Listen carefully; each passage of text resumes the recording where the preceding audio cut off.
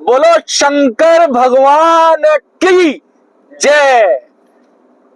जय हो भारत की सेना की, भारत के वीर सपूतों की। धुआं धुआं कर रखा है पाकिस्तान। पाकिस्तान का आज की तारीख में कोई एक शहर, बड़ा शहर ऐसा नहीं है जहां पर हिंदुस्तान के द्वारा छोड़ी गई मिसाइल या ड्रोन नहीं पहुंचे हैं। इस्तकबाल करोगे, इस्तकबाल करोगे, सालो करो। स्वागत नहीं करोगे हमारा, हिंदुस्तानी फौज का स्वागत करो। 2 दिन और रुक जाओ। अबे मैंने तो सुना था सालो तुम मतलब जैसा इंडियन मीडिया में आ रहा था, हमें सुनने को मिल रहा था कि ज्यादा से ज्यादा 4 या 5 दिन पाकिस्तान हिंदुस्तान के सामने टिक सकता है, इतना ही गोला बारूद बचा है। अबे तुमने दो दिन में सालो घुटने टेक दिए। 2 दिन में तुम्हारी सेना, तुम्हारे नेता, तुम्हारा प्रधानमंत्री सब साले घुटने पे है, देशों के पास जा रहे हैं, फोन पे फोन घनघना रहे हैं, सर बचा लो महाराज बचा लो। भारत ने पिछवाड़े में डंडा टाइट पेल दिया इस बार, सारा तेल भी नहीं लगा रहे यार ये लोग। क्या इंडियन एयरफोर्स ने क्या स्ट्राइक की है भाई साहब, ताबड़तोड़ धुआं धुआं। बोलो सत्यनारायण भगवान की जय। मजा आ रहा है भाई। महादेव की सेना लगी पड़ी है तांडव करने के लिए। त्राहिमाम पाकिस्तान पाकिस्तान पाकिस्तान की ऐसी की तैसी धुआं धुआं। दोस्तों मिसाइलें पाकिस्तान डिटेक्ट नहीं कर पा रहा हिंदुस्तान की, क्योंकि चाइनीज माल लेके बैठे हुए, ये सीना चौड़ा करके बैठे हुए थे अभी तक। हमारी सरहदों की हिफाजत कर रहा है चाइना का बना HQ-9 रडार। हिंदुस्तान की कोई भी मिसाइल, अबे रोक लो मिसाइल, तुम्हारे सर से होते हुए पिछवाड़े में घुस गई एक एक मिसाइल। तुम्हें कुछ नहीं पता सालो, तुम्हें कुछ नहीं पता चलेगा। तुमने खुद तो अपने मुल्क में कुछ इजाद किया नहीं टेररिज्म के अलावा, है ना। अब वो तुम्हें भारी पड़ रहा है। अबे 60-70 साल में कुछ अच्छी चीज बना लेते, एक आध चीज, तो आज तुम्हारा पिछवाड़ा पिटने से बच जाता। तुम्हें पता नहीं कब कैसी कौम है यार, इन्हें समझ में नहीं आती ये चीज।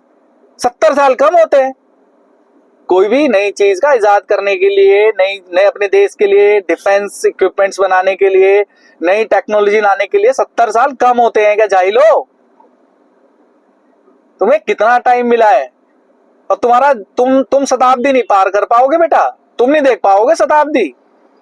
जैसे तैसे करके साले धर्म के नाम पे तुमने हिंदुस्तान से मुल्क ले लिया, तुमसे चैन से नहीं जिया जा रहा, तो अब मुझे नहीं लगता अरे शताब्दी तो क्या, तुम 75 वर्ष भी नहीं देख पाओगे।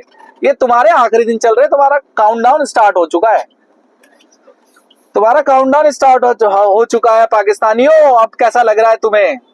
सबूत मांगते रहते थे हिंदुस्तान के से, कोई भी टेररिस्ट अटैक करके सालों तुम चुप बैठ जाते थे, और फिर जब हम जाते थे यूनाइटेड नेशंस तो हमसे बोलते थे सबूत दो सबूत। हम सबूत देते देते रह गए। अब सबूत नहीं चलेगा भाई, अब सबूत नहीं चलेगा। मिसाइल चल रही है, ड्रोन चल रहे हैं, ताबड़तोड़ हमले चल रहे हैं। जो ब्रह्मोस ने तुम्हारी बुंड पाड़ रखी है ना, तुम्हारा गुदा मैथुन कर रखा है सालो, पता चलेगा तुम्हें।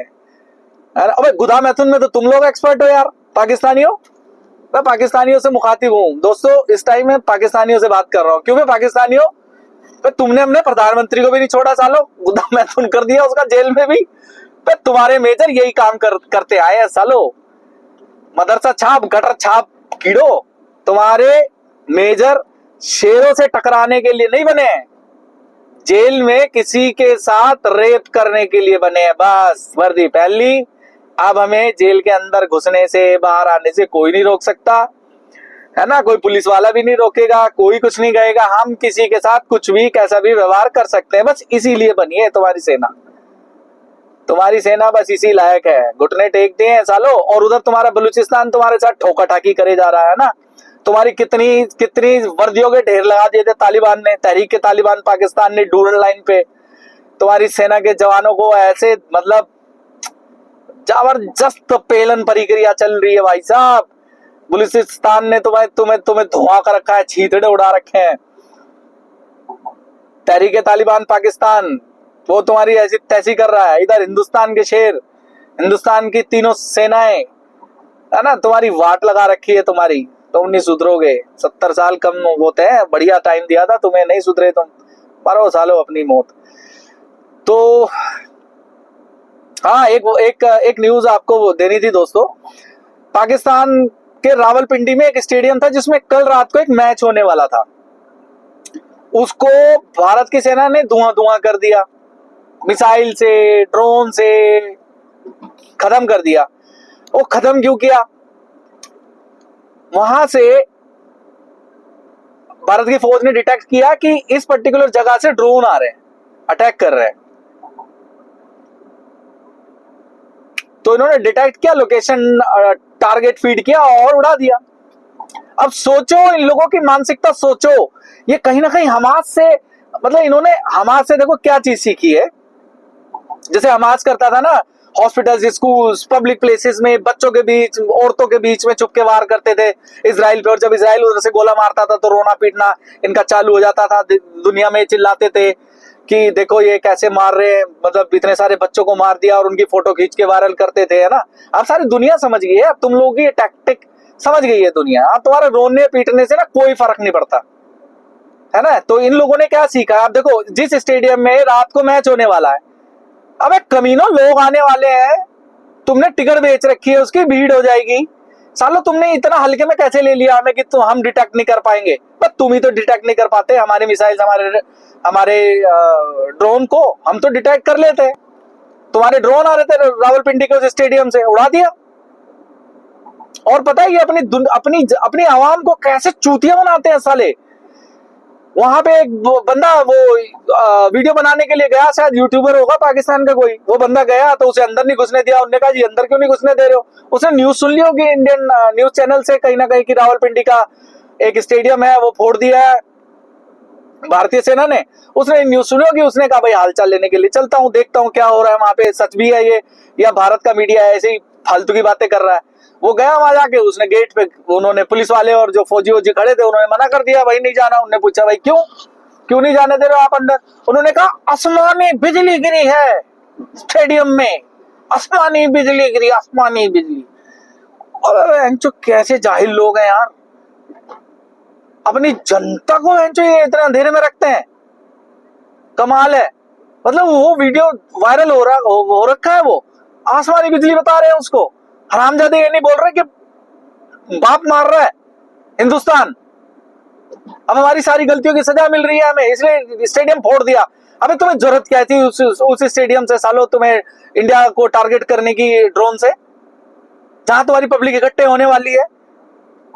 वो तो शुक्र करो भाई साहब, अरे हम ऐसे ही हैं, हम पब्लिक पे नहीं, हमने तुरंत वो किया, तुरंत उसका तुम्हें रिप्लाई दिया, टारगेट हिट किया, पटाख से खत्म कर दिया, इससे पहले कि लोग इकट्ठे हो वहां पे, भीड़ ना इकट्ठी हो, एक आम पाकिस्तानी ना मरे।